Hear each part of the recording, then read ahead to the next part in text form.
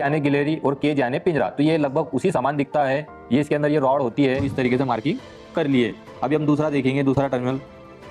अगर इनके भी जो क्रम है सही अगर रहेंगे तो स्पार्क होगा, और अगर सही नहीं रहेंगे तो स्पार्क नहीं होगा। तो स्क्विरल केज इंडक्शन मोटर जो है वो सबसे अधिक यूज होने वाली मोटर है। इसका इस्तेमाल हर जगह पे होता है। जैसे हम देखते हैं बड़े बड़े फैक्ट्रियों में, बड़े बड़े वाटर पंप में, हर जगह ये मोटर हम लोग को देखने को मिलती है। और ये मोटर जो है बहुत ही इफिशियंट होती है और बहुत ही कम मेंटेनेंस के साथ ये चलती है। इसी वजह से इसका इस्तेमाल सबसे ज़्यादा होता है। तो इसके बारे में हम लोग को पता होना बहुत ही जरूरी है। तो आज हम ये देखेंगे कि हम इसके टर्मिनल्स को कैसे आइडेंटिफाई कर सकते हैं और इसके पार्ट्स कौन कौन से होते हैं और उन पार्ट्स का क्या कार्य है, वो भी आज के इस वीडियो में हम देखेंगे, ताकि आप इन पार्ट्स को और इन कनेक्शन को समझकर आप इस स्क्विरल केज इंडक्शन मोटर के अंदर मास्टर बन जाए। तो चलो इसके पार्ट्स अभी हम देखेंगे। सबसे पहले हम देखेंगे इसकी फ्रेम, जिसको हम बॉडी भी बोलते हैं और उसको एक ऑफिशियल नाम है योक। बॉडी जो है कास्ट आयरन से बनाई जाती है। अगर बड़ी मोटर है तो उसको हम रोलेट स्टील से भी बनाते हैं, क्योंकि रोलेट स्टील थोड़ा मजबूत होता है। इस वजह से हम बड़े मोटर के लिए रोलेट स्टील का इस्तेमाल करते हैं। इसके अंदर जो ये डक्ट बने हुए होते हैं, ये इसको थोड़ा सा ठंडा रखने का काम करते हैं। और स्क्विरल केज इंडक्शन मोटर की ये पहचान भी होती है कि हम उसको बाहर से इस तरीके से डक्ट देखकर पहचान सकते हैं। तो इसके अंदर सबसे पहले अपने पास स्टेटर यानी जो भाग स्थिर रहेगा, जो मूव नहीं करेगा, वो भाग उसको हम कहते हैं स्टेटर। इसका जो स्टेटर होता है ये स्टील के लेमिनेटेड पट्टियों द्वारा बनाया जाता है। इसकी जो सामग्री है, इसके अंदर 3 फेज वाइंडिंग होती है, तीनों फेज के लिए RYB। जब इसको सप्लाई दिया जाता है तो इसके द्वारा घूमता हुआ चुंबकीय क्षेत्र उत्पन्न होता है, क्योंकि 3 फेज लाइन हम जब देखते हैं, तीनों फेज अलग अलग टाइम पर अपने अधिकतम स्तर पर पहुंचते हैं और अपने न्यूनतम स्तर पर भी अलग अलग टाइम पे पहुंचते हैं। तो इस तरीके से उनके जो पोल है वो इतनी स्पीड में रोटेट होते हैं कि जैसे मानो एक LED कैसे चालू अपने को दिखते हैं, तो उसी तरीके से घूमते हुए चुंबकीय क्षेत्र भी उत्पन्न होता है इसके द्वारा। अब अपना जो दूसरा मेन पार्ट है वो है रोटर। अभी इसकी जो बनावट होती है वो होती है गिलहरी के पिंजरे की तरह। स्क्विरल यानी गिलहरी और केज यानी पिंजरा, तो ये लगभग उसी समान दिखता है। ये इसके अंदर ये रॉड होती है एंड स्टार्ट से एंड तक, और ये छल्ले के द्वारा, ये जो स्टार्टिंग छल्ले है दोनों रिंग, इसके द्वारा ये शॉर्ट सर्किट होती है। तो दिखने में उसी तरीके से पिंजरे की तरह दिखता है, इसलिए इसको हम स्क्विरल केज रोटर कहते हैं।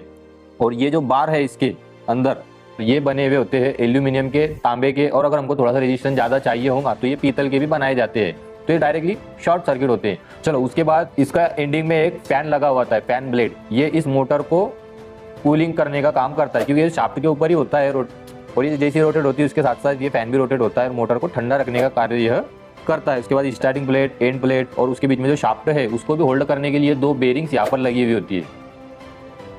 इस तरीके से ये शाफ्ट के ऊपर 2 बेरिंग होती है जो उसको आसानी से फ्रीली रोटेट होने के लिए हेल्प करती है। उसके बाद ये हमारा टर्मिनल बॉक्स, ये स्टेटर वाइंडिंग के जो सिरे हैं वो यहाँ पर आते हैं टर्मिनल बॉक्स में। तो इतने इसके पार्ट थे। अब हम देखेंगे इसकी कार्य प्रणाली कि ये किस तरीके से कार्य करती है।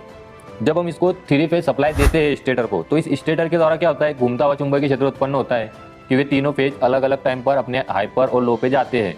तो इस वजह से इसके अंदर का जो चुंबकीय क्षेत्र है वो घूमता हुआ, इतना स्पीड में उसके पोल चेंज होते हैं तो वो घूमता हुआ चुंबकीय क्षेत्र की तरह प्रतीत होता है। अब उसके बीच में ये रोटर रखा हुआ होता है ना।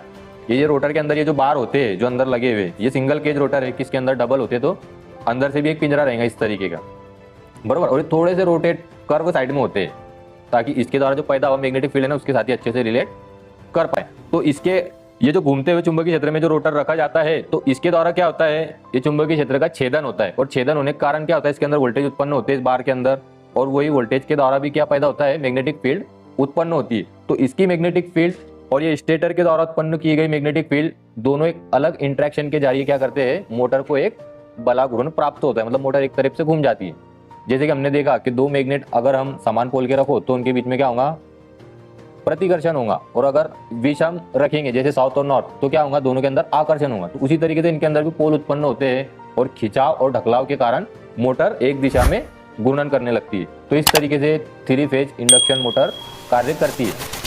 चलो अभी हम देखेंगे इसको 3 फेज इंडक्शन मोटर क्यों कहा जाता है। क्योंकि इसके अंदर हमने देखा कि हम सप्लाई किसको दे रहे हैं, सिर्फ स्टेटर को दे रहे हैं। रोटर को कोई सप्लाई मिल रहा है, नहीं मिल रहा है। इसके अंदर जो वोल्टेज इंड्यूस हो रहे हैं, है ना, वो किसके जरिए हो रहा है, इसके मैग्नेटिक फील्ड के जरिए। इसको हम कोई सप्लाई नहीं दे रहे, इसलिए इसके अंदर जो इंड्यूस हो रहे हैं यानी कि जो इंडक्शन है, उस वजह से ही 3 फेज मोटर का नाम जो रखा गया है 3 फेज इंडक्शन मोटर, है ना। मतलब इसके अंदर जो वोल्टेज उत्पन्न होंगे, इंड्यूस होंगे, उसके ऊपर जो उसका नाम रखा है इंडक्शन मोटर, यानी हम चलो अभी हम स्क्विरल केज इंडक्शन मोटर के टर्मिनल को कैसे आइडेंटिफाई कर सकते हैं वो चेक करेंगे, क्योंकि अगर टर्मिनल के अगर अपनों को सही से मालूमात होंगी तो हम इस मोटर को बहुत ही आसानी से ऑपरेट कर सकेंगे और इसके कनेक्शन इजीली कर सकते हैं। इसके अंदर 3 वाइंडिंग है टोटल, और वो 3 वाइंडिंगों के 6 सिरे यहाँ पर अपने पास आउटपुट में मिले हुए हैं। तो हमको इसको पहचानना है। तो सबसे पहले हम यहाँ पर पेयर को फाइंड करेंगे कि पहला सिरा कौन सा है और दूसरा सिरा कौन सा है। इस तरीके से तीनों कॉइलों के 3 पेयर हम पता कर लेते हैं। यहाँ पर इसके पहले वाले टर्मिनल पर लगाते हैं और देखते हैं कि इसका जो अंतिम सिरा है वो कौन सा है। तो सभी के साथ एक एक करके हम लगाएंगे। तो ये इसका हमको एक पेयर मिल चुका है, मतलब ये इसका पहला और अंतिम सिरा मिल गया है, और बाकी दूसरे किसी के साथ नहीं मिलना चाहिए, बरोबर। तो यहाँ पर ये हम इस वाइंडिंग को समझो नाम दे देते हैं U, है ना। तो अभी हम इसका जो सिरा है वो लिख लेते हैं।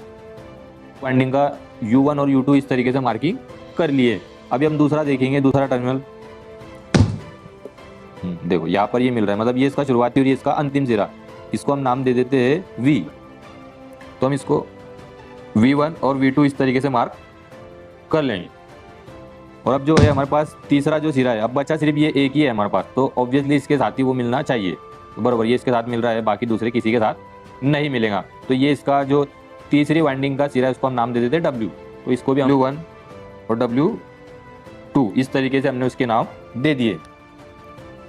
तो यहाँ पर अभी हमको क्या पता चला है, पेयर पता चल गए, लेकिन एक चीज़ हमको अभी पता नहीं चली है कि जैसे हम इसको 1 मान रहे हैं और इसको 2 मान रहे हैं, तो क्या एक्चुअली में ये शुरुआती सिरा और ये अंतिम सिरा है, ये हमको पता करना जरूरी है। तो उसके लिए एक 2 तरीके की मेथड, एक लैम्प की भी मेथड है और एक स्पार्क टेस्ट मेथड भी है। तो हम वो शुरुआती और अंतिम सिरे पता करने के लिए, जैसे हमने इसके नाम दिए ना अभी U1, V1, W1, तो क्या पहले ही सिरे है, हो सकता है दूसरा सिरा भी हो ना। अगर हमने U1 जोड़ना था वहाँ पर U2 जोड़ दिया तो क्या होगा, थोड़ा बहुत अपनों को डिफिकल्टीज आ सकती है, या फिर मोटर उल्टी भी घूम सकती है, बराबर। तो इसके लिए हम ये पता करेंगे ये शुरुआती सिरे है और ये अंतिम सिरे है। तो स्पार्क टेस्ट की मदद से हम आज पता करेंगे। तो बहुत ही आसान है। इससे तो सबसे पहले हम मान लेंगे कि ये U1 है और ये U2 है। अब इसके हिसाब से हम शुरुआती सिरे और अंतिम सिरे पता करेंगे। चलो, तो इसको स्पार्क टेस्ट के लिए हमने कनेक्शन कर दिए है। अब इसमें हमने क्या किया है कि जो पहली जो हमारी वाइंडिंग है जिसको हमने नाम दिया है U1 और U2, तो U2 को जोड़ दिया हमने V1 के साथ, और इस तरीके से ये दोनों वाइंडिंग श्रेणी क्रम में आ गई है। अब इसका जो दूसरा टर्मिनल है दूसरी वाइंडिंग का, जैसे दूसरी टर्मिनल का पहला है ना, तो इसका दूसरा जो टर्मिनल है वो ये है। तो हम यहाँ पर क्या करेंगे, दोनों जगह पे सप्लाई दे देंगे। पर अभी हमने इसको पैरेलल में कनेक्शन कर दिया है। अगर इसके अंदर हमने जो क्रम निर्धारित किए, जैसे हमने U1, U2, V1, V2 जो आइडेंटिफाई किए पहले कॉइल और दूसरे कॉइल के, अगर वो सीधे क्रम में होंगे जैसे हमने एज्यूम किया है वैसे ही होंगे, तो इसका जो मैग्नेटिक फ्लक्स है वो दोनों कैसा रहेगा, एक दूसरे के सहायक में रहेगा। तो जो तीसरी वाइंडिंग है उसके अंदर अच्छे मात्रा में वोल्टेज उत्पन्न होंगे। तो जब हम उसको शॉर्ट करेंगे तो वहाँ पर स्पार्किंग होगी। और अगर हमने गलत टर्मिनल चूज किया हुआ है, जैसे हमने जो पहली वाली टर्मिनल का V1 है उसको अगर हमने V2 अगर मार्किंग कर लिया है, तो फिर वो दोनों एक दूसरे के विपरीत मैग्नेटिक फील्ड पैदा करेंगे और वहाँ पर स्पार्क नहीं होगा, है ना। तो यहाँ पर अभी हम देखेंगे, देखो मोटर थोड़ी सी वाइब्रेट हो रही है। ये जो तीसरी वाइंडिंग है इसके सिरे में हम देखेंगे, हाँ यहाँ देखो शॉर्ट, यहाँ पर देखो इस तरीके से स्पार्क हो रहा है। इसका मतलब कि जो हमने एज्यूम किए है वो सही है ना। अब इसको अपन उल्टा करके देखते हैं एक बार।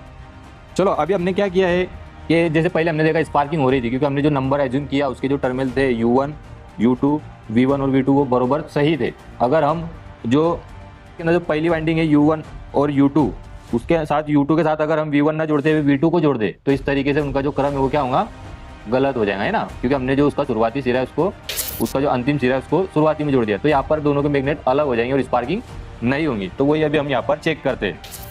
देखो मोटर थोड़ी वाइब्रेट हो रही है, देखो यहाँ पर किसी भी तरीके का स्पार्क नहीं हो रहा है। इसका मतलब हमने जो एज्यूम किए वो टर्मिनल कैसे है, गलत है। तो जो पहले किए थे वो सही थे, बराबर। तो उस तरीके से अपनों को पहली वाइंडिंग के U1, U2, दूसरे वाइंडिंग के V1, V2 पता चल गए और वो एकदम एग्जैक्ट है। अब इसी तरीके से अपनों को तीसरी वाइंडिंग का भी सिरा पता करना है ना। तो अब उसके लिए हम क्या करेंगे, जो दूसरी वाइंडिंग है अपनी V1 और V2 उसकी मदद से तीसरी वाइंडिंग का भी पहला सिरा कौन सा है और दूसरा सिरा कौन सा है वो पता कर लेंगे।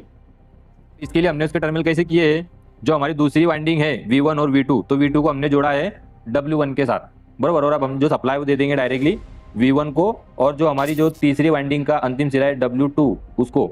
तो अगर इनके भी जो क्रम है सही अगर रहेंगे तो स्पार्क होगा, और अगर सही नहीं रहेंगे तो स्पार्क नहीं होगा। तो यहाँ पर अभी हम AC सप्लाई चालू करते हैं। देखो मोटर थोड़ी वाइब्रेट हो रही है। अब हम क्या करेंगे, जो पहली वाली जो वाइंडिंग बची है उसके दोनों टर्मिनल आपस में टच करें। देखो यहाँ पर स्पार्क हो रहा है ना। चलो, इसका मतलब हमने इसके जो टर्मिनल अज्यूम किए हैं तीसरी वाइंडिंग का शुरुआती और अंतिम सिरा जैसे W1 और W2 ये भी एकदम सही है। तो इस तरीके से हमको इस 3 phase squirrel cage induction motor के तीनों टर्मिनल पता चल गया। अब हम बहुत ही आसानी से हम इसकी वायरिंग और कनेक्शन कर सकते हैं। जो वीडियो में दी गई जानकारी अगर आपको अच्छी लगी हो तो हमारे चैनल को शेयर, लाइक और सब्सक्राइब जरूर करें।